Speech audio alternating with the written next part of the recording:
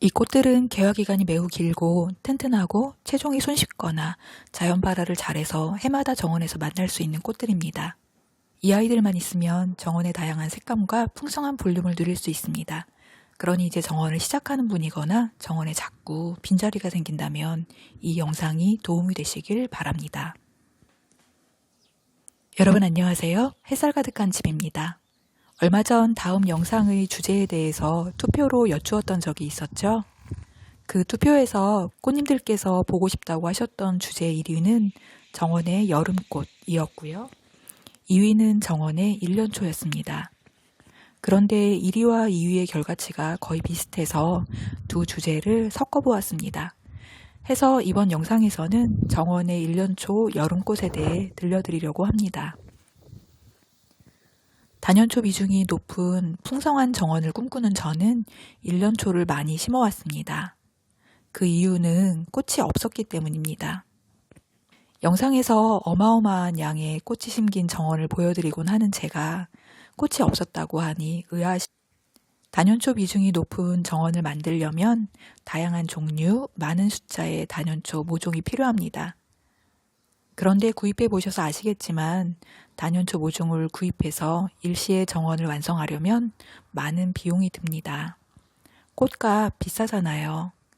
꽃을 길러본 입장에서 파종하고 이식하고 매일 관리하는 노동력에다가 씨앗과 흙, 시설 비용 등을 생각하면 그 값은 당연히 받아야 합니다. 제가 비싸다고 말씀드린 건 제 주머니 사정으로 많이 살 수 없었다라는 의미니까요. 오해 없으시길 바랍니다.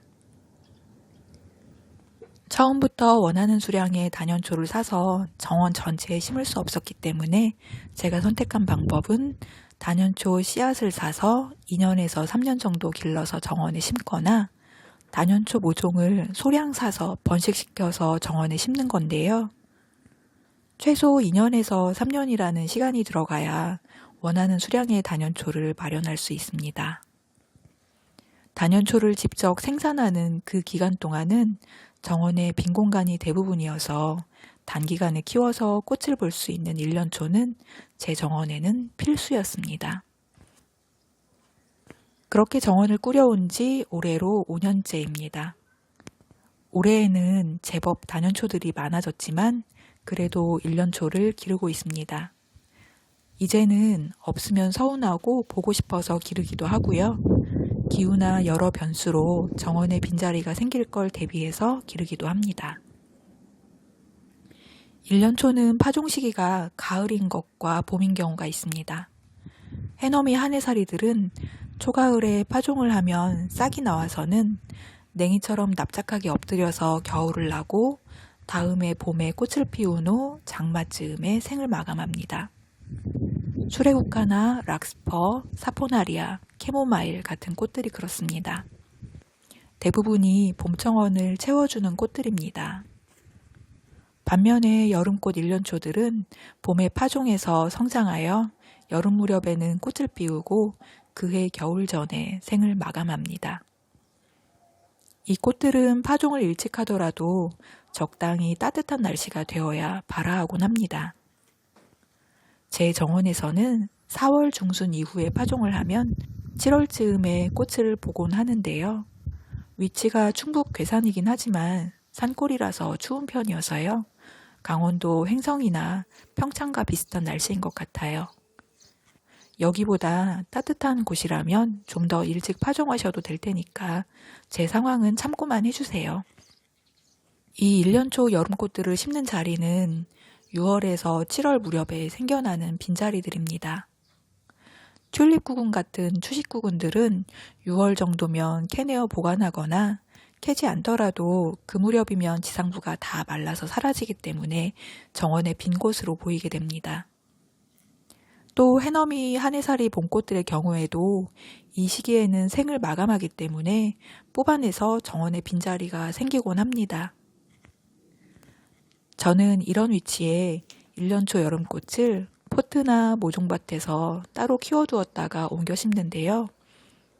그렇게 하면 정원이 비는 기간을 줄이고 꺼진 볼륨을 재빨리 복원할 수 있습니다. 지금 알려드린 이 방법은 처음부터 정원에 많은 비율로 단연초가 잘 배치되어 있는 경우에는 필요 없는 방법이에요. 저처럼 초기 정원에 단연초 비중은 낮은데 첫 해부터 풍성한 정원의 모습을 보고 싶은 분들께서는 고려해 볼 만한 방법입니다.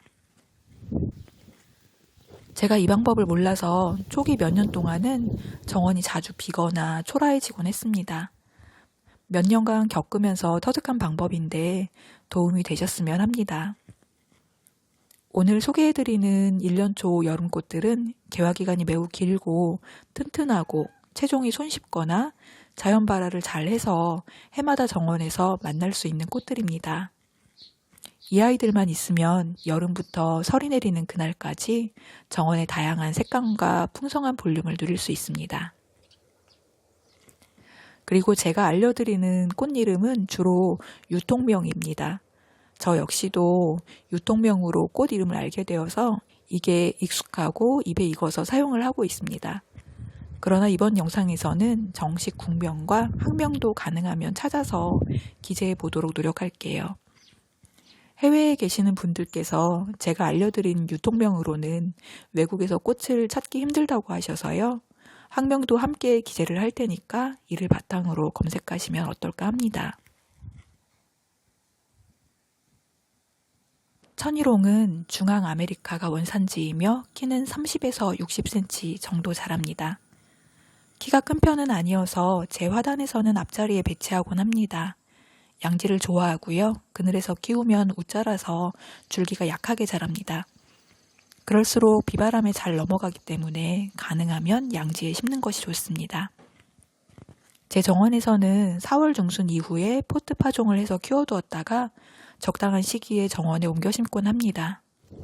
내열성이 우수해서 자결하는 여름볕도 버티고 우리나라의 장마도 견뎌냅니다. 동글동글한 구 형태의 꽃들은 여러 가지 색상이 있는데 저는 자줏빛과 분홍빛을 주로 키웁니다. 허공에 수많은 동그라미들이 떠있는 풍경이 동화적이기도 하고 꽃을 자세히 들여다보면 어쩜 이렇게 예쁠까라는 생각이 절로 납니다. 꽃잎이 종이꽃처럼 바스락거리는데 말라도 그 색을 유지하기 때문에 말려서 집안에 두면 몇 년간 감상할 수도 있습니다. 물을 많이 필요로 하는 편도 아니고 딱히 병이 오거나 벌레 피해를 입었던 적도 없었던 것 같아요.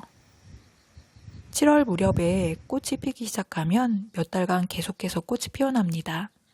설이 오는 날까지 정원에서 꽃을 볼 수 있는 대단한 식물입니다. 제가 보기엔 단점이 없는 것 같아요. 유일한 단점은 제 정원에서는 월동을 못하기 때문에 해마다 다시 심어야 한다는 것 정도입니다. 따뜻한 지역에서는 단연초라고 하거든요. 자연 발화는 별로인 것 같습니다. 저는 겨울이 오면 천일홍을 잘라서 심었던 위치에 멀칭을 하곤 하는데요. 엄청나게 많은 양의 씨앗이 포함되어 있는데도 다음 해에 보면 딱 몇 개 정도만 자연 발화를 하더라고요. 그러나 정답은 아닌 것 같습니다. 자연 발화가 많이 되었다는 이웃분도 계시거든요. 이 식물을 씨앗으로 처음 만났을 때 자하라라는 이름으로 만났어요. 그동안 자하라라고 불렀던 이 아이의 국명이 좁은잎 백일홍이라고 하네요. 백일홍의 잎사귀에 비하면 정말 작고 좁은 잎사귀를 가지고 있어요. 국명이 어렵지 않고 기억하기 편한 이름이라 이제는 좁은잎 백일홍이라고 고쳐 부르려고 합니다. 좁은잎 백일홍은 천일홍과 같은 시기에 파종을 합니다. 30에서 50cm 정도 자라고 줄기가 늘어지면서 자연스럽게 반구 형태를 이루면서 자랍니다. 때문에 화단의 앞자리나 화분에 심어도 어울립니다. 꽃색은 분홍, 노랑, 흰색 등 여러 가지 색이 있어서 색깔별로 분리해서 채종했다가 그 다음에 원하는 색을 파종하곤 합니다. 폭염과 장마 둘 다 잘 견디고 튼튼합니다. 천일홍과 마찬가지로 설이 내릴 때까지 피고요. 가을이 되면 꽃색이 조금씩 진해지는 점이 재밌기도 합니다. 예를 들면 연 노란색 꽃이 가을이 되면 연 주황색 꽃이 되거든요. 자연 발화는 거의 되지 않으므로 채종을 해두었다가 봄에 파종을 해야 다시 만날 수 있습니다. 이 꽃의 모양이 우리나라 사람들에게는 여우꼬리처럼 보이고 외국인들에게는 깃털로 보이나 봐요. 정식 국명은 찾지 못했고요. 영명을 찾아보니 플라밍고 깃털이라고 부르네요. 제 눈에는 여우꼬리 쪽이 더 가까워 보이는데 어감은 여우꼬리보다는 플라밍고 깃털이 더 예쁜 것 같기도 합니다. 이 꽃의 모양과 색감이 독특하고 예뻐서 해마다 키우고 있는데요. 따뜻한 지역에서는 단연초라고 합니다. 천일홍과 같은 시기에 파종하면 비슷하게 개화를 해서 설이 오는 날까지 몇 달 동안 정원을 지켜주는 식물입니다. 키는 60에서 90cm 정도 자라기 때문에 정원의 중간이나 뒷자리가 적당합니다. 꽃의 길이가 5에서 10cm 정도일 때가 제 눈엔 가장 예쁘고요. 그 이상 길어지면 매력이 떨어지기 때문에 최종할 양만 남기고 데드헤딩을 하곤 합니다. 키가 커서 비바람이 좀 넘어가기 때문에 장마철에는 지주대가 필요하기도 하지만 우리나라의 폭염과 장마를 잘 견뎌내는 식물입니다. 천일홍처럼 바스락거리는 종이꽃 같은 질감을 가지고 있습니다. 말려도 색이 유지되기 때문에 설이 오기 전에 잘라서 말려두면 겨울 내내 집안에서 핑크빛을 볼 수가 있습니다. 자연발화가 잘 되어서 심었던 자리 주변에서 다음에 다시 만날 수 있습니다. 알고 보니 이 아이 우등생이었어요. 상을 받았네요. 영국 왕립원예협회의 정원 공로상을 받은 식물이라고 합니다. 메리골드는 제게는 예뻐서 키우기보다는 자리를 메꾸느라 선택하곤 했던 식물이었는데요. 작년에 이 아이를 키워보고는 생각이 바뀌었어요. 우아하고 아름다운 꽃을 보여주는데요. 그래서인지 마당꽃이 아니라 꽃집에서 파는 절화용 꽃인 줄 알았다는 말을 듣기도 했습니다.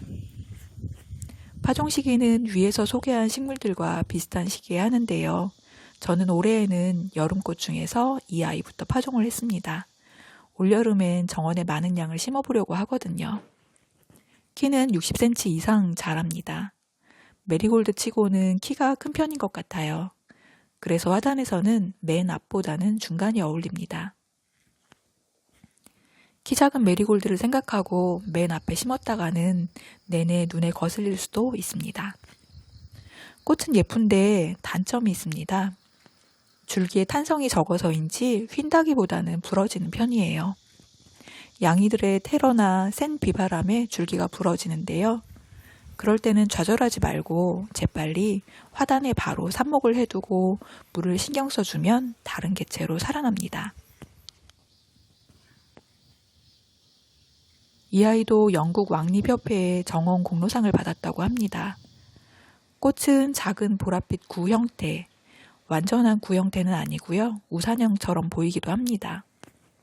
키는 60cm에서 1m까지 크는데 잎사귀가 작고 숫자도 적은 편이어서 줄기의 구조를 볼 수가 있고 하부에 숱이 적고 그늘도 들이우지 않아서 키 작은 다른 꽃들과 혼식을 해도 되고 가우라나 그라스류와 배치하면 자연스러운 초원 느낌을 내기도 합니다. 정원 초보 시절에 멋스러운 이 꽃사진에 반해서 모종 쇠포기를 구입해서 정원에 심었고요. 저는 이 꽃이 정말 좋아서 정원에 계속 품고 있습니다. 단연초인데 우리나라의 남부지방에서는 월동이 가능하고요. 중부지방에서는 1년초처럼 해마다 새로 기릅니다. 기준 온도는 영하 17.7도 정도입니다. 제 마당에서는 당연히 1년초로 대하고 있는데요. 자연발화가 잘 되기 때문에 채종을 하지 않더라도 다음 해에 정원 여기저기에서 올라온 새싹만 모아서 키우면 되니까 수월합니다. 그 해에 새로 나온 싹은 7월 무렵이면 성체가 되어 꽃을 피우는데요. 서리가 올 때까지 계속해서 꽃을 피워줍니다. 아치형의 가느다란 줄기에 드문드문 달린 꽃은 바람을 느끼기에 제격이고 한들한들하고 자연스러운 아름다움을 즐길 수 있습니다. 키는 60cm에서 1m 정도인데 버들마편초와 키도 비슷하고 어울림도 좋습니다. 그라스와 함께 있는 가을 모습도 정말 매력적입니다. 비바람에 잘 넘어가는 게 단점이지만 이 꽃의 매력이 커서 늘 정원에 심고 있습니다. 오솔길로 넘어오는 가오라가 귀찮기도 하지만 운치 있어 보이기도 하거든요. 그래도 장마 때 너무 늘어지면 적당히 잘라주는데요. 한 달 정도 기다리면 다시 개화를 하더라고요. 우리나라의 폭염과 장마를 견디고 가을 정원까지 계속해서 꽃을 볼 수 있는 식물입니다. 단연초인데 중부지방에서는 월동을 못하는 경우가 많습니다. 제 마당에서는 늘 월동을 못하다가 유난히 따뜻했던 작년 겨울 때문인지 올해 처음으로 한 포기가 월동을 했습니다. 이 아이도 자연발화가 잘 되기 때문에 혹시 채종을 못 해두었더라도 걱정이 없습니다. 다음에 봄이 깊어지면 살았던 자리 주변에서 새싹들을 만날 수 있거든요. 폭염과 장마를 견디고 여름을 지켜주는 아름다운 일년초로 세시화도 있습니다. 국명이 탈리늄 파니쿨라툼인데요. 조금 어렵네요. 이 꽃은 제가 예전에 만든 영상이 있기 때문에 이번 영상에서는 설명을 생략하도록 하겠습니다. 또 단연초 여름꽃으로는 부처꽃, 부들레아 등의 꽃이 있습니다. 이 꽃들도 제가 예전 영상에서 다루었기 때문에 이번 영상에서는 생략했지만 여름정원의 꽃으로 강력 추천합니다. 이 영상들이 궁금하시다면 영상 상단의 버튼을 눌러서 이동하시거나 영상 하단에 더보기의 링크를 기재해 두었으니까 영상을 다 보시고 이동하셔도 됩니다. 아마도 이 식물들 중에서 몇 가지만 선택하셔도 여름정원의 꽃이 끊길 걱정은 없으실 거예요. 오늘 영상 도움이 되셨나요? 그렇다면 좋아요와 고운 댓글을 부탁드려 봅니다. 여러분이 주시는 긍정적인 피드백이 제가 영상 제작을 하는데 큰 힘이 되곤 합니다. 마지막으로 제 근황을 전합니다. 지난 영상에서 서울정원 박람회의 시민정원 공모전에 1차 합격했다는 소식을 전했었는데요. 지난 영상을 올린 이후에 저는 서울 뚝섬공원에 정원을 만들었습니다. 3평짜리 조그만 손바닥 정원이지만 직접 디자인하고 식재를 구하고 시공도 했는데요. 16일에 개막식을 앞두고 있습니다. 다음 영상에서는 사계절 아름다운 작은 정원 만들기라는 주제로 공모전 도전기를 들려드리겠습니다. 오늘도 끝까지 영상 함께 해주신 꽃님 여러분 감사합니다. 돌 좀 잘 씻어봐요. 돌. 옆에도 그거 되잖아. 옆엔 주지 마세요. 옆에 자갈 깔아야 돼요. 옆에 흙 젖으면 힘들어요.